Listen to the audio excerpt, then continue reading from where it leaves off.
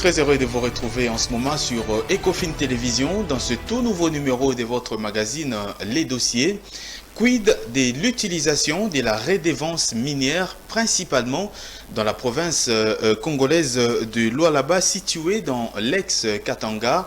Quid justement de l'utilisation de cette fiscalité destinée au développement des communautés riveraines, les communautés locales en tout cas au niveau de cette province. Nous en parlons aujourd'hui dans ce nouveau numéro de votre magazine Les Dossiers avec deux communicateurs près le gouverneur de la province du Lualaba, Fifi Masuka.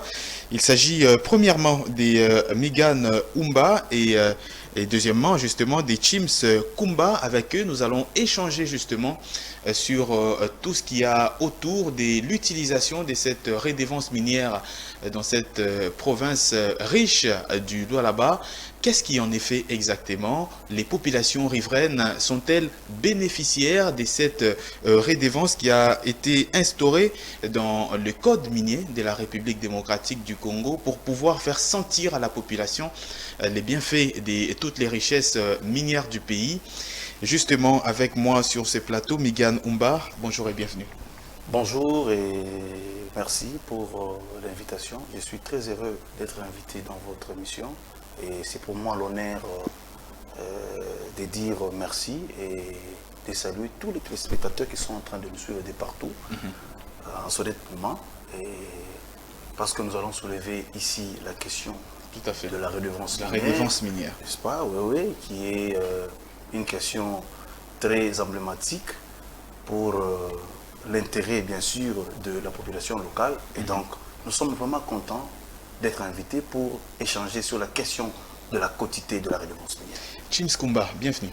Merci beaucoup, c'est un honneur pour m'inviter ici sur votre plateau. Et surtout, je suis très content, c'est un grand plateau. Je suis un peu impressionné par rapport à l'emplacement et autres. Au moins, nous allons parler sur la question de la redevance minière. Justement, Ecofin Télévision, nous nous penchons toujours sur des questions économiques. Alors, vous avez mené des investigations dans le Lualaba profond sur l'utilisation réelle de la redevance minière. Une première question, qu'est-ce que vous avez constaté?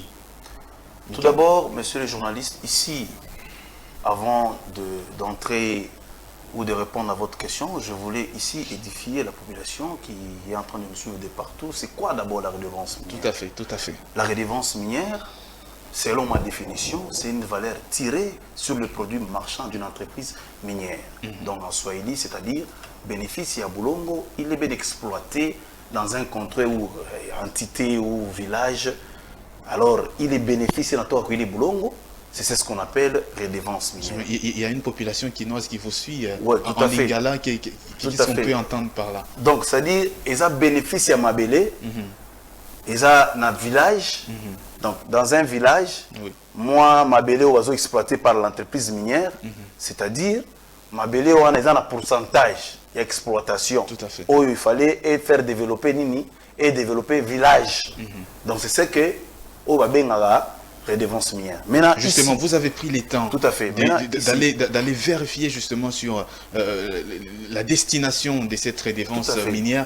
Qu'est-ce que vous avez constaté? Tout à fait. Maintenant, la redevance minière ici, ce qu'il faut savoir, c'est que c'est la loi du 9 mars, n'est-ce pas, 2018, modifiant et complétant la loi numéro 007/2002 du 11 juillet 2002 portant code minier. Maintenant, dans l'esprit du législateur, qu'est-ce qu'il voulait? Il voulait que lorsque l'entreprise minière se retrouve dans un village à un autre, en train d'exploiter, n'est-ce pas, le minerai, il faudrait qu'il y ait un bénéfice restant pour faire développer, n'est-ce pas, là où il y a la production. C'est comme ça que le législateur a été prudent. Il a même donné la répartition de la redevance minière en 4 parties. Donc ici, chaque entreprise minière qui exploite le minerai savent déjà qu'il y a 4 parties, c'est-à-dire la première partie c'est 50% qui va à Kinshasa, au niveau national, c'est-à-dire ça passe par la Banque centrale.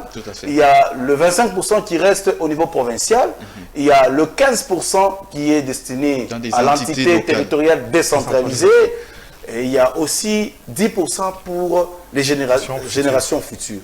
Maintenant ici, nous voulons beaucoup plus développé sur le 15% qui reste destiné aux entités territoriales décentralisées. Tout à fait. Donc ici, nous voulons soulever seulement la question de savoir l'impact, n'est-ce pas, de la perception de la quotité de la redevance minière joue plutôt un grand rôle ou pas. C'est ça la question. Tout à fait. Maintenant, parce c'est que... même le nœud du problème. Tout à fait. Parce que nous avons eu notre temps pour investiguer. Aller, n'est-ce pas, palper la réalité sur l'affectation de la redevance minière. Nous avons vite compris que la redevance minière, elle est vraiment, elle est vraiment impactée, n'est-ce pas, dans les ETD. Pourquoi? Parce que les images parlent.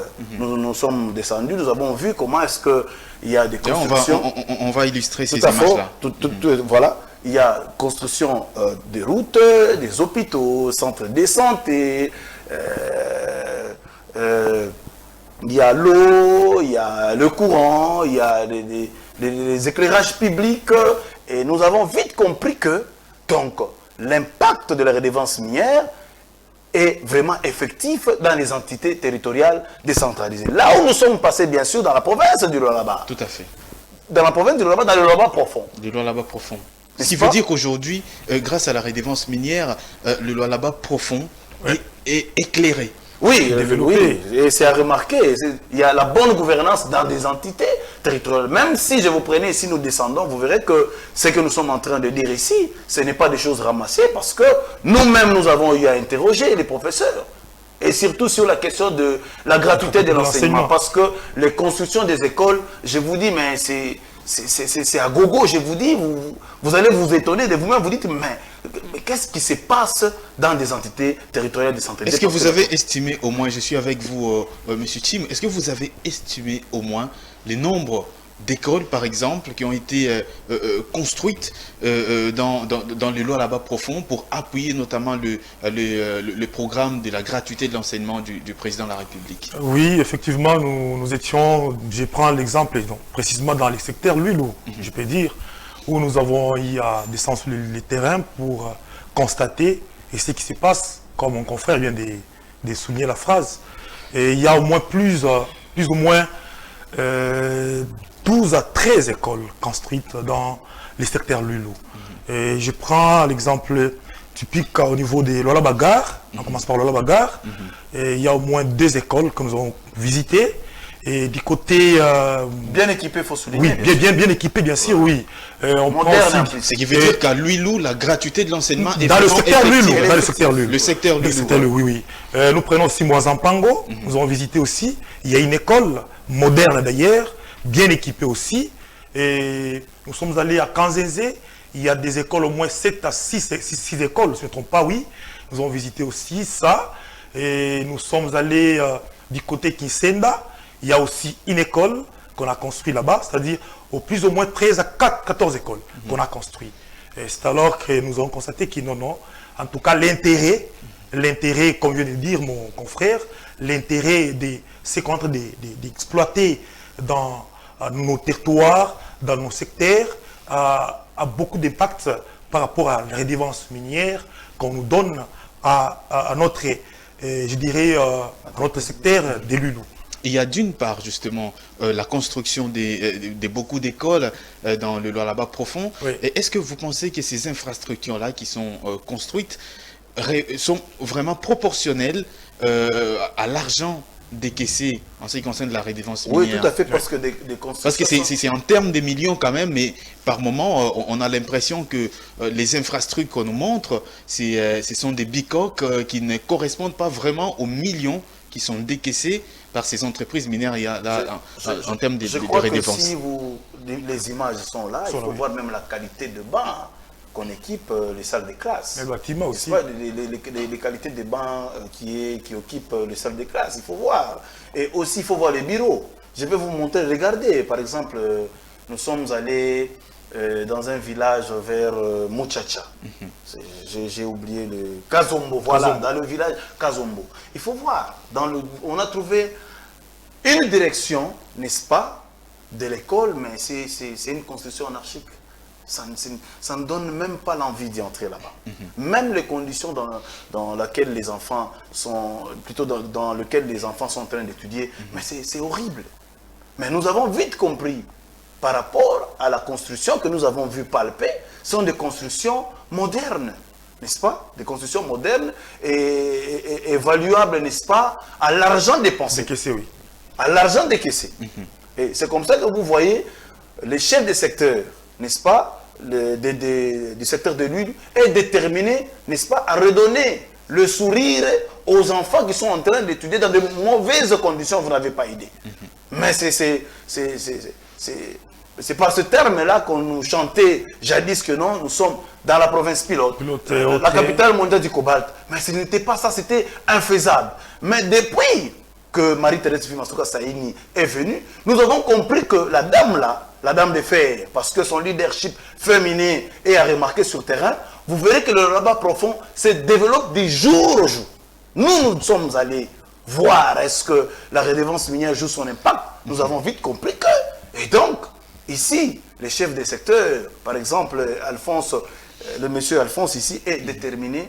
Il a dit qu'on doit faire ce qu'il faut pour rendre la gratuité de l'enseignement effective dans le secteur de l'enseignement, parce que les écoles, on ne peut pas laisser les enfants rester à la maison, faire seulement des champs, se marier avant l'âge.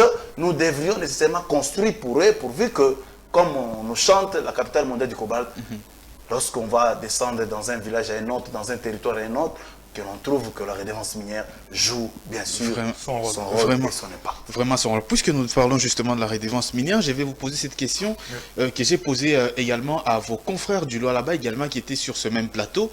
Il y a par exemple le village qui s'en fout.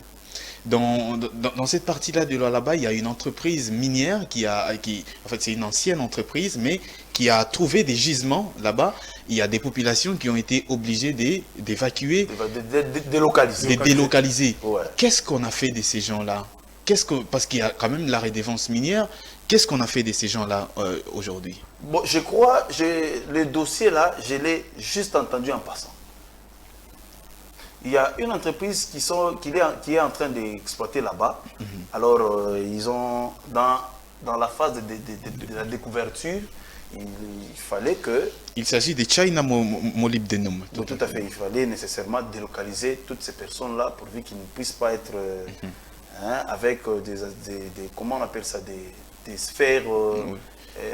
qui ne puissent pas être impactés, notamment par la radioactivité. Ouais, tout à fait, voilà. Mais est-ce que Madame la gouverneure, ils sont en processus, pour laquelle vous communiquez justement, qu'est-ce qu'elle a fait pour soutenir ces gens-là qui sont délocalisés de leur milieu naturel de vie? S'il vous plaît, tous ces gens-là, ils sont enregistrés, bien répertoriés, et il y a une procédure.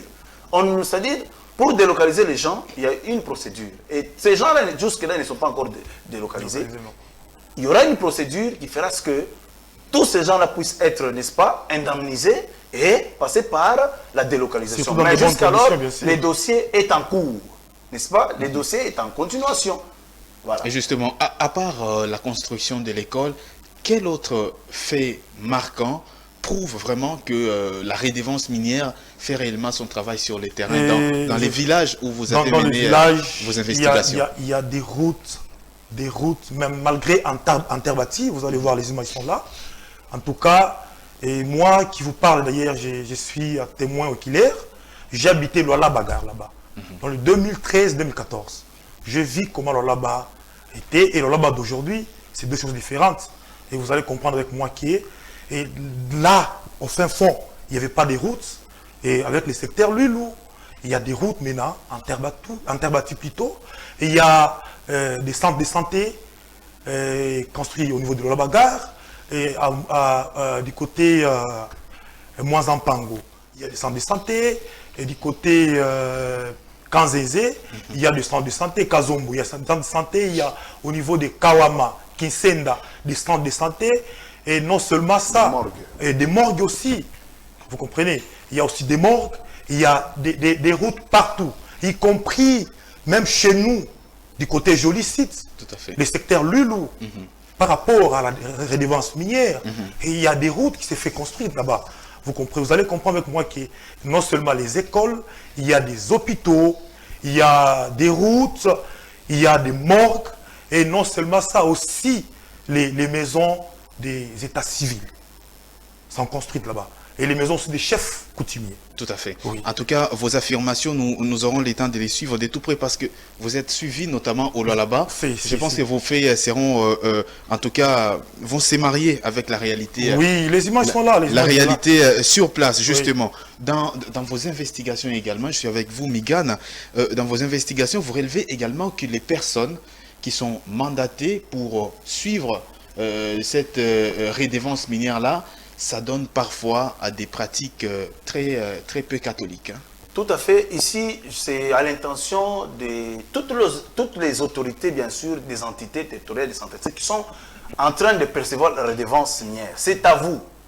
Hier, d'ailleurs, j'étais avec le bourgmestre de la commune de Likasi. Lui aussi, je l'ai soufflé en passant. Je l'ai soufflé parce qu'il y a un mécanisme diabolique qui s'organise, n'est-ce pas, au niveau de la division des mines. De la division des mines, bien sûr, au niveau de la division des mines. La division des mines au niveau du Lualaba. Oui. Voilà, de la division des mines et aussi au niveau de l'entreprise. Pourquoi je le dis? Ici, suivez-moi très bien. Le code minier, selon l'esprit du législateur, lui, il voulait que chaque entreprise minière puisse déclarer l'exhaustivité, n'est-ce pas, de sa production au niveau de la division des mines pour, n'est-ce pas, évaluer le paiement de la redevance minière. Tout à fait. Mais là, qu'est-ce qui s'est fait? Au bureau du secteur, il faudrait qu'il y ait un agent, n'est-ce pas, au sein de l'entreprise, des entités, bien sûr, territoriales décentralisées. Celui-là, il sera dans le bureau de liaison. Comment on appelle? Bureau de liaison, là où le bureau d'ordonnancement, c'est-à-dire là où il peut commencer à ordonner. Justement, voilà. Toutes les opérations. Voilà. Maintenant, lorsque l'entreprise déclare au niveau de la division des mines l'exhaustivité de sa production. C'est-à-dire il y aura un nom de débit là-bas qu'on va, n'est-ce pas, faire sortir pour évaluer le paiement de la redevance minière. Tout à fait. Alors, on va donner ça à qui? Celui qui est dans l'entreprise. Celui qui est dans l'entreprise, n'est-ce pas, il est ordonnateur. Et lorsque lui, il aura ces documents-là, il doit ramener ça au bureau des secteurs.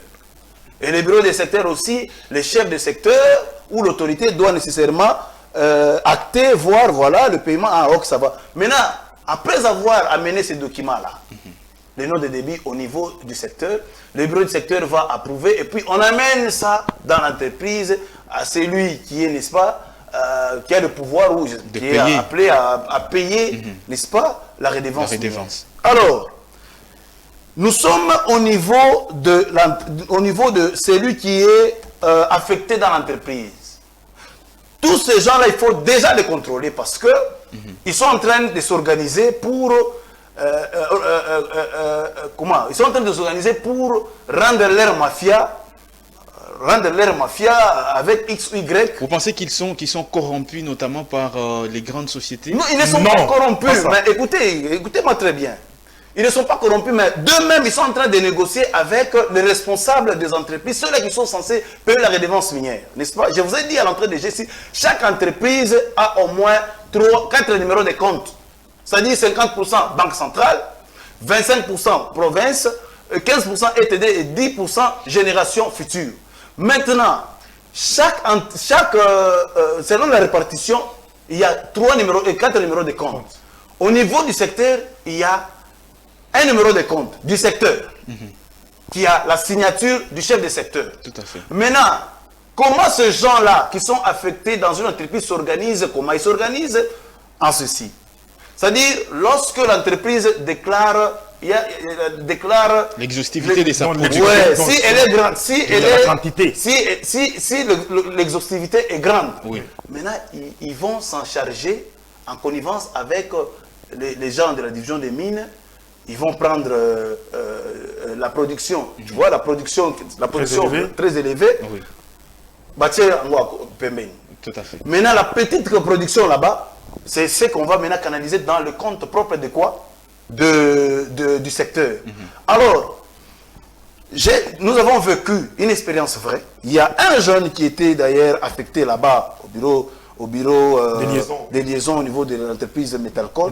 Qu'est-ce qu'il a fait? Il a imité la signature du chef de secteur. Il a imité, il a ouvert un autre compte dans une banque connue, Sofibank, je le cite, Sofibank, dans une banque connue, Sofibank. Vous comprenez? Et Sofibank, en connivence avec les gérants. C'est-à-dire, lorsqu'il y a l'exhaustivité, n'est-ce pas, très élevée, on prend ces noms de débit-là, on met de côté pour canaliser, n'est-ce pas, dans le faux compte piraté là. Ce qui veut dire qu'aujourd'hui, dans la province du Lualaba, il y a une sorte de mafia qui s'organise, qui pas aujourd'hui, autour de la perception de la redevance minière. Ça n'a pas commencé aujourd'hui. C'est-à-dire, ça a commencé depuis longtemps.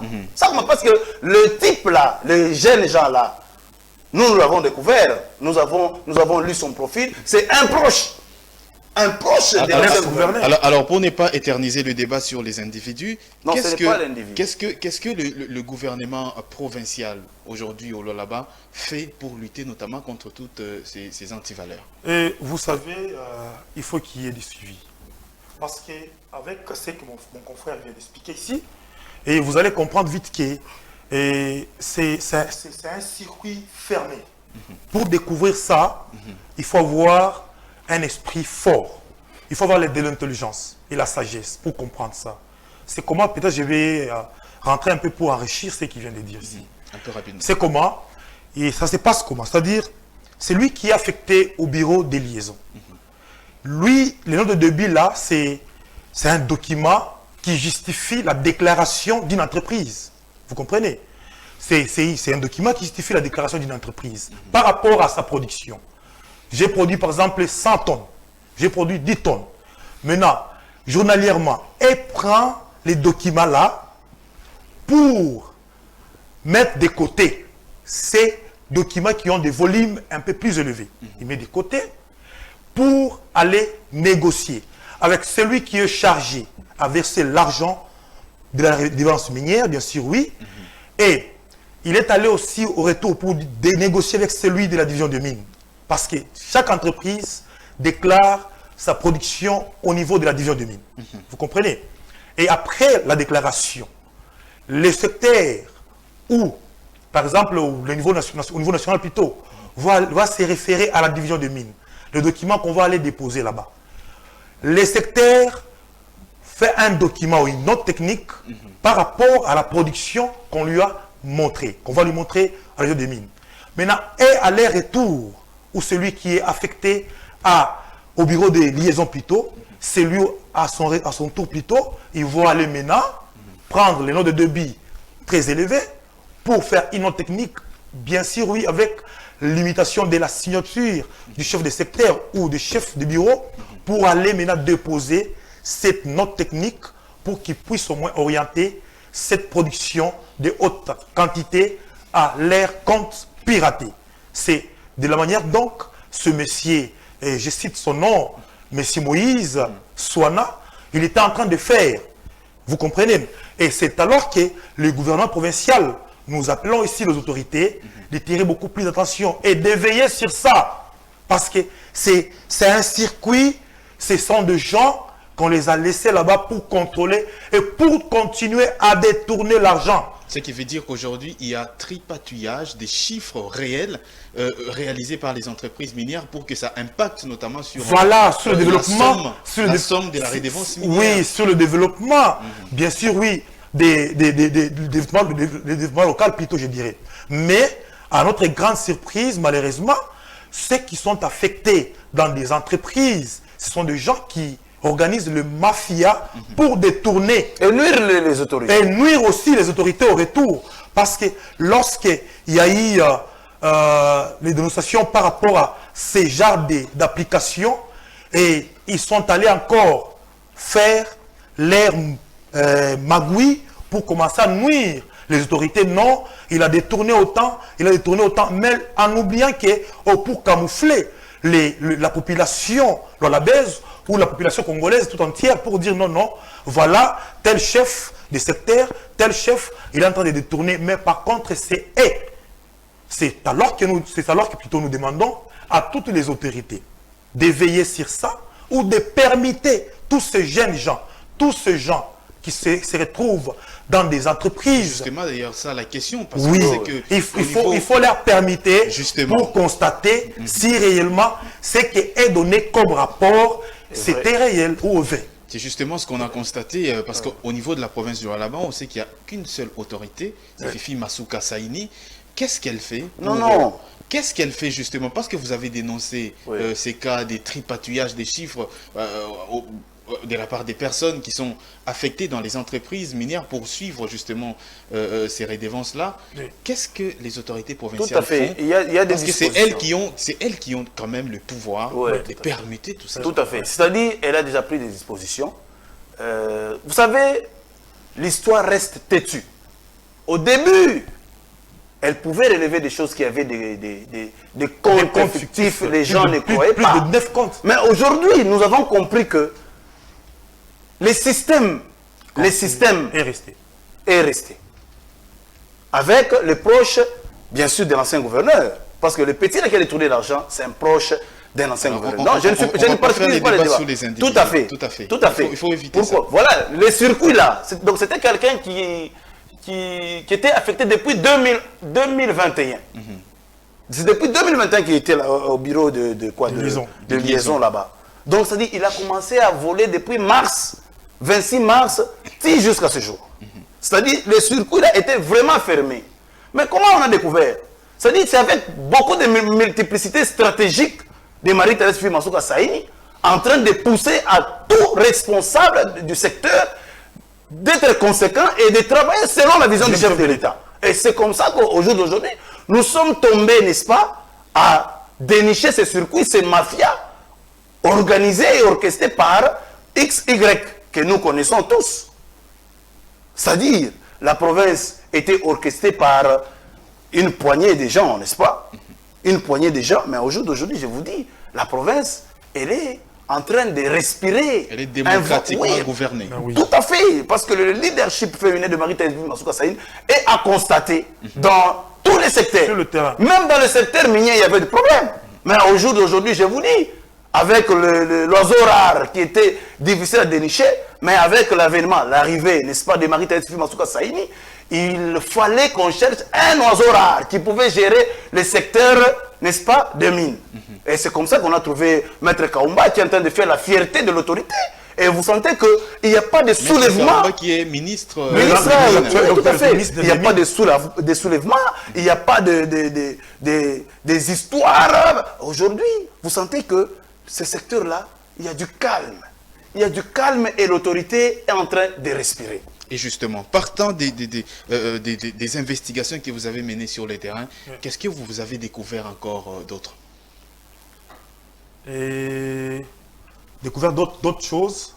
S'il faut aller encore plus loin, il y a canalisation d'eau sous le lieu où les autochtones ils peuvent bien se servir de cette eau. Et il y a aussi le champ et les sociales aussi de la population. Qui s'est amélioré grâce à la redévance. Oui, toujours dans ces secteurs. Parce que moi, je prends l'exemple, je ne peux pas prendre l'exemple de notre secteur. Je parle des secteurs Lulu, où nous sommes allés sur le terrain pour palper la réalité de ce que nous avons vécu. C'est-à-dire, il y a beaucoup de choses, et les sociales, d'ailleurs, c'est quelque chose qui est très important. Parce que s'il n'y a pas les sociales, vous pouvez construire tout ce que vous pouvez faire, mais s'il n'y a pas les sociales, ça ne sert à rien. Parce qu'on ne peut pas aller à l'école si on n'a pas mangé. On ne peut pas aller à l'école si on ne sait pas comment se laver, on n'a pas pris d'eau. Vous comprenez? Vous allez comprendre avec moi qui est plutôt dans le secteur Lulu, où nous avons expérimenté, il y a beaucoup de choses, il y a beaucoup de surprises.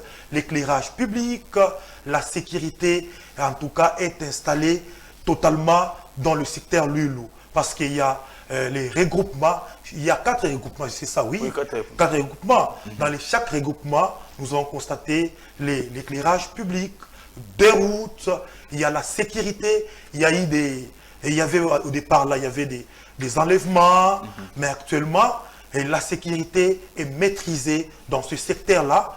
Et il y a aussi, par exemple, le champ, là. Le champ, c'est plus de 200 et quelques hectares. Tout à fait. Et le maïs là, on voit ça au niveau des quoi, de la bagarre,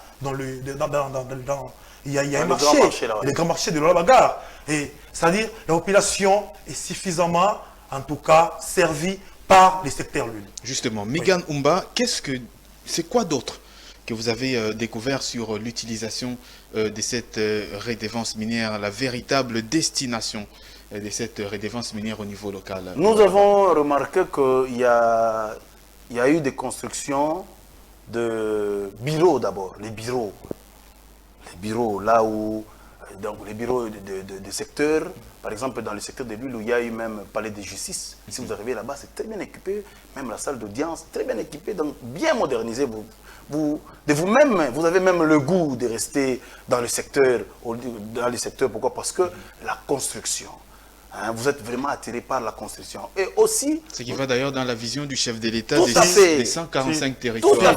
Tout à fait. Et donc, je me dis, avec le programme là de 145 territoires, c'est-à-dire, si ça venait, donc, les territoires vont se développer beaucoup plus parce que déjà, il y a le soubassement. C'est-à-dire, nous allons passer à une autre étape. Hein? Une autre étape, ce sont peut-être les universités. Au lieu que vous quittez dans tel secteur X pour aller dans tel secteur, donc au lieu d'aller vous inscrire là-bas, vous restez là-bas, vous étudiez là-bas. Donc j'ai remarqué aussi les bureaux de l'état civil dans tous les 4 groupements.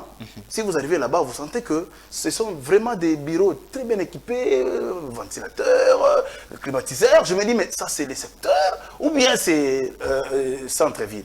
Et donc, moi je pense que ce que nous avons vu, ça nous a encouragés. Nous allons visiter un secteur à un autre pour aller, n'est-ce pas, voir. Nous allons partir au secteur de Moussokantande. D'ici peu, là, quand nous allons rentrer, nous allons aller là-bas aussi, parce que lui aussi, il est toujours dans la même vision que le chef de l'État, et matérialisé par Marie-Thérèse Saïni au niveau de la province. Donc, ce que nous voulons ici, c'est que, à toutes les entreprises minières, d'être vraiment très conséquentes, à ne pas aller de gauche à droite, pour ne pas tomber, n'est-ce pas, dans l'entrave qui est bien sûr déjà prévue dans le code minier, dans l'esprit, n'est-ce pas, du législateur. Lorsque l'entreprise tombera dans l'entrave, c'est-à-dire il y aura des pénalités. Donc si l'entreprise ne déclare pas, il y aura des pénalités. Et donc, et aussi, dans nos recherches, nous voulons demander, n'est-ce pas, à l'État congolais qu'il y ait des inspecteurs permanents dans l'entreprise pour, n'est-ce pas, regarder l'exhaustivité de chaque production journalière pour maintenant évaluer, n'est-ce pas, la redevance minière. Comment on doit percevoir, parce que jusqu'alors, on ne sait pas sur quelle base l'État congolais est en train de percevoir la redevance minière, parce qu'on ne connaît pas l'exhaustivité de l'entreprise. Ce qui veut dire qu'on se contente simplement des chiffres que l'entreprise nous amène. Sans avoir la capacité de faire une contre-vérification. Tout à fait. C'est-à-dire nous demandons à l'État congolais, parce que nous avons des grands temps dans ce pays, des grands professeurs qui ont réfléchi sur le même code. Nous les demandons d'y réfléchir encore pour trouver une solution, n'est-ce pas, possible, afin que la quotité puisse être perçue selon le vrai, n'est-ce pas, quantité exhaustive de la production de l'entreprise. Ce qui veut dire que l'expertise de l'inspection générale des finances est vraiment importante de ce Par exemple, c'est important. Je vais aussi ajouter ce que nous avons constaté comme surprise. Et il y a des forages d'eau. Ouais. À chaque école et aussi le panneau. Comme on ne peut pas faire arriver les courants à chaque village, mais au moins le secteur Lulou a prévu chaque école avec des forages d'eau bien équipés et aussi avec des panneaux. Et au niveau des péages, notre péage de Lola Bagarre, et il y a aussi un forage d'eau. Et non seulement ça, il y a aussi une toilette publique, toujours dans ce que nous sommes rendus compte. C'était une surprise pour nous. Les secteurs Lulou, c'est un modèle à suivre. Tous les secteurs, ou les 3 secteurs qui restent, ils doivent suivre au moins les secteurs Lulou. Parce que nous avons eu beaucoup de surprises dans son secteur. Ce qu'il a fait, c'est grand et c'est énormément grand, très grand. Et justement, notre pays. Justement, nous notons justement, parce que nous sommes en train d'arriver à la fin de l'émission, nous notons que vous avez relevé quelques difficultés dans la canalisation notamment de ces fonds de la redevance minière partant des personnes qui sont mises dans des bureaux de liaison, comme vous les appelez. Alors, qu'est-ce qu'il faut faire aujourd'hui pour que justement cette difficulté-là, comment faire pour canaliser justement ces fonds-là de la redevance minière partant de ce côté-là? C'est-à-dire quoi? On doit nécessairement d'abord permettre tous ces gens-là. C'est quand vous voyez ces gens-là, ils sont vraiment ventris et ils ont beaucoup de biens, mais vous posez la question, le secteur vous paye combien pour évaluer le bien que vous avez? Mais être ventru, ça ne veut pas nécessairement dire qu'on a volé de l'argent. De 2 mois seulement. Vous connaissez l'aspect d'un Congolais lorsque vous le mettez quelque part, une fois qu'il commence à se développer, le corps commence à se développer, il faut faire attention. Qu'il y a quelque part, il faut faire attention. Oui, parce qu'on a vu un jeune de mon âge, son corps s'est développé, et même ses activités. Et parce qu'il était quelqu'un qu'on appelait pasteur, il faut voir les instruments qu'ils utilisaient. Ce sont des instruments de qualité que lui, il ne pouvait pas s'acheter. Il a même une chaîne de radio. Il a même un studio. Pas une chaîne, des chaînes de radio ou de télé. Il a même un studio vraiment professionnel, pro. Vous posez la question. Vous le croisez avec une voiture Fortuner, kilométrage à 0, mais vous posez la question. Mais cette personne, où est-ce qu'il a l'argent? Vous voyez? Et d'un coup, vous verrez qu'il devient parrain pour parrainer de mariage. En même temps, il change, il commence à produire des gens. Ce qui est tout à fait normal. Non, attention. Même des gens qui ne sont pas dans la... Non, attention. Mais où est-ce que vous avez eu cet argent pour faire venir des musiciens de Tanzanie, et c'est pas moi de la Zambie. Vous avez eu ça où, président? Donc, pour, n'est-ce pas, éveiller les autorités qui sont, n'est-ce pas, en train de percevoir la quantité de la redevance, d'être beaucoup plus vigilants, n'est-ce pas, à leurs personnes affectées, des gens là qui sont affectés dans des entreprises, il faut le vérifier. Nous ne sommes pas ici venus pour diaboliser XY, mais seulement nous sommes venus ici soulever la curiosité de l'autorité. Donc, de faire attention avec ces gens-là, parce que au niveau de l'entreprise, on commence maintenant à frapper. Au niveau de l'entreprise, on commence à frapper, c'est-à-dire, il n'y a pas... il y a pas la conscience dans le chef de celui qu'on a affecté. Parce que cet argent là-bas, ce n'est pas pour l'autorité. Cet argent-là est canalisé, nous voyons de merveilles. Par exemple, aujourd'hui, quand on vous parle de la province pilote, la capitale mondiale du cobalt, donc vous descendez là-bas, vous verrez que l'argent là aperçu de la redevance minière avec, c'est que quand Mme Fimasouka Saïd, c'est ce qui développe la province. C'est ce qui est en train de faire la fierté. Vous arrivez dans un quartier, une autre, vous promenez dans Macadam. Tout ça, ça donne de la joie. On s'est dit que voilà, nous sommes dans une province qui est gérée par quelqu'un qui s'est fait esclave de la population, de sa population. C'est ce que nous voulons. La volonté ce qui veut dire qu'aujourd'hui, justement, la redevance minière fait vraiment son travail avec les autorités locales. Il y a la construction des écoles, des palais de justice, vous l'avez relevé ici. Mais le seul problème, c'est que les personnes mises dans les bureaux de liaison ne font pas correctement leur travail. Qu'est-ce qu'il faut faire aujourd'hui, Monsieur Chim? Je suis avec vous pour moi, ce que je peux dire, non seulement je vais enrichir l'idée de mon frère, non seulement les permettre, et aussi faire contre-vérification. C'est-à-dire il faut qu'il y ait un service qui va commencer à faire la contre-vérification. Pourquoi? Parce qu'on peut changer les personnes là qui étaient affectées au bureau de liaison, bien sûr oui, mais ils peuvent avoir même la même idée que l'autre qu'on a changé. Le problème est qu'il faut qu'il y ait un service pour faire les contre-vérifications, pour qu'il y ait une bonne canalisation des recettes ou des redevances minières qui est prévue par la loi de la code minière. C'est un peu ça. Parce que nous avons vite compris qu'un Congolais, c'est un génie. Un Congolais, vous pouvez le mettre aujourd'hui, même si là où il y a les machines, l'ordinateur et tout, il ne perçoit rien, mais demain, après-demain, il va se développer un esprit pour commencer à détourner, pour commencer à voler. C'est que nous demandons aux autorités, parce que les vidéos sont là comme preuve.